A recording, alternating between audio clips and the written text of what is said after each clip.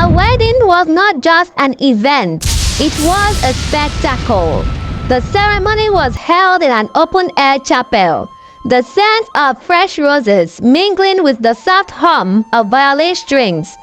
Kainene walked down the aisle like a queen, her gown a masterpiece of lace and pearls, her eyes shining with unshed tears.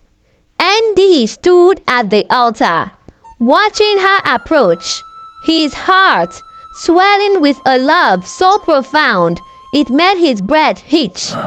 They exchanged vows under a sky that had turned the color of burnt orange, the sun dipping low as if bowing in reverence to their love. No matter what happens, we will always protect this home, our love, and our child. They had whispered these words to each other that night as they lay in bed, fingers intertwined, bodies pressed together. They believed in their love, they believed in their vow, but time has a way of testing even the strongest promises. Welcome to my channel where creative and captivating African stories come to life. Watch this intriguing tale and don't forget to hit the subscribe button to join our community. The first time Enzi saw Kainene, she was laughing, a full-bodied carefree laugh that echoed through the candlelit garden of the engagement party they were both attending.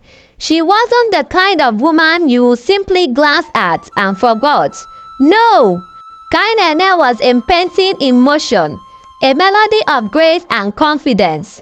Her wine-colored dress clung to her cups like a lover reluctant to let go, and when she spoke, her voice carried the smoothness of melted chocolate. Andy, who had always been composed around women, found himself utterly disarmed. She wasn't even supposed to be at that party. She had come as a plus one for her best friend, Adobe, who had just gotten engaged to Eddie's childhood friend. Faith, it seemed, had conspired to cross their paths.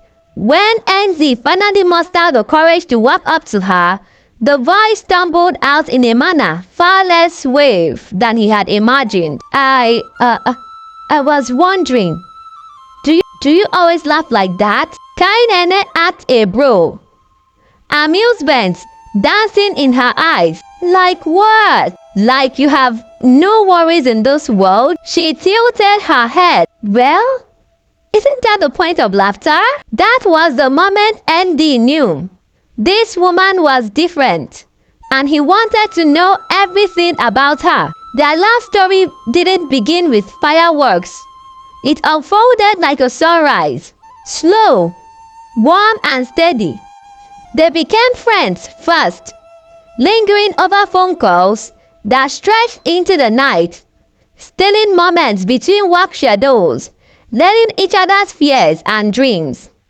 Andy was an architect, a man who built houses but never imagined he would find someone to build a home with. Kainene was a writer, a woman who breathed life into words but had never truly believed in a fairy tale.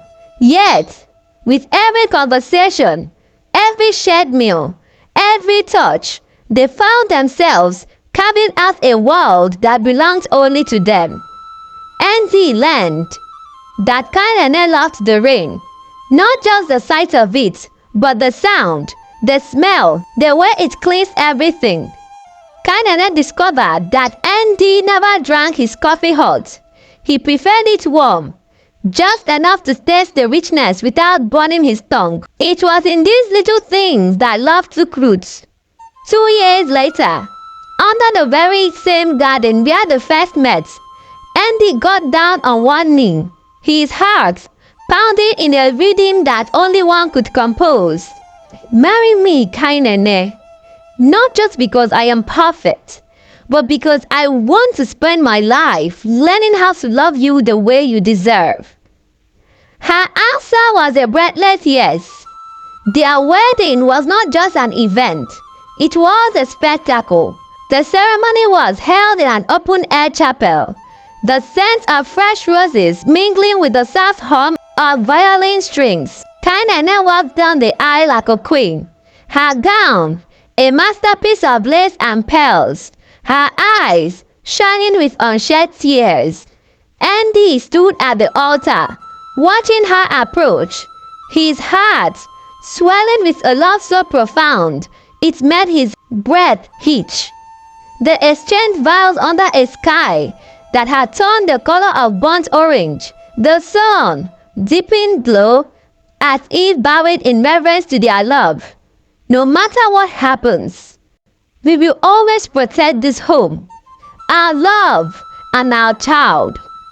They had whispered these words to each other that night as they lay in bed, fingers intertwined, bodies pressed together. They believed in love, they believed in their vow, but time had a way of testing even the strongest of promises. It began softly, a meat dinner, a distracted mind.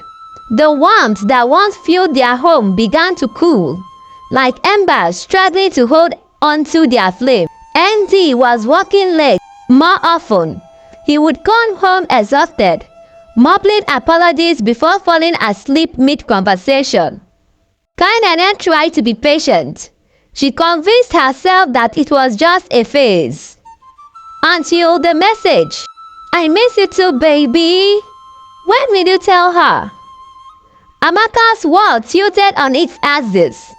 She stared at the phone, her fingers numb, her heart beat a frantic drum against her ribcage.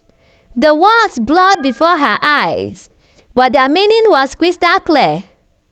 There was another woman. The vow they had made, the vow that had once been sacred, had been forgotten. Kainene was never the kind of woman to suffer in silence. That night, when Andy walked through the door, she was waiting. The room was dimly lit, casting long shadows on the walls, shadows that mirrored the darkness growing in her heart. "Who is she?" Her voice steady, but her hands trembled. Andy froze. "Kainene, what are you talking about?" She threw the phone onto the table.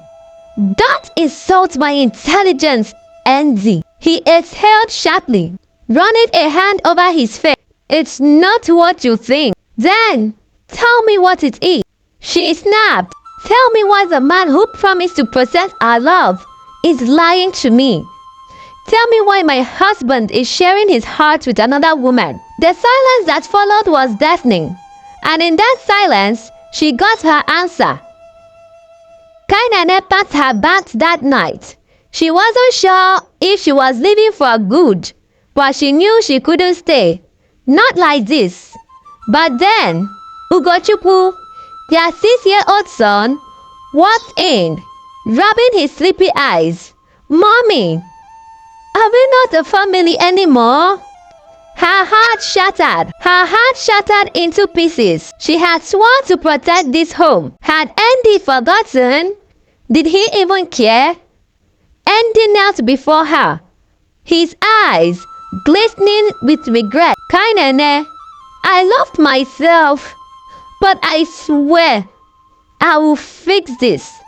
Just give me a chance." Her breath hitched.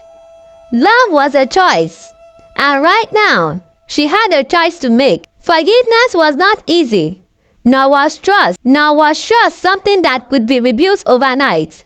But Kainene was not a woman who made decisions in haste. She set conditions, harsh ones. The other woman was to be erased from their lives completely.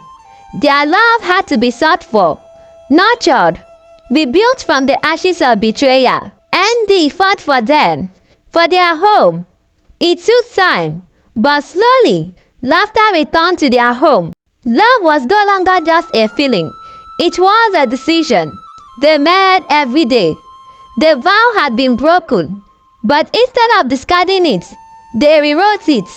No matter what happens, we will always fight for this home, our love, and our child. And this time, they meant it.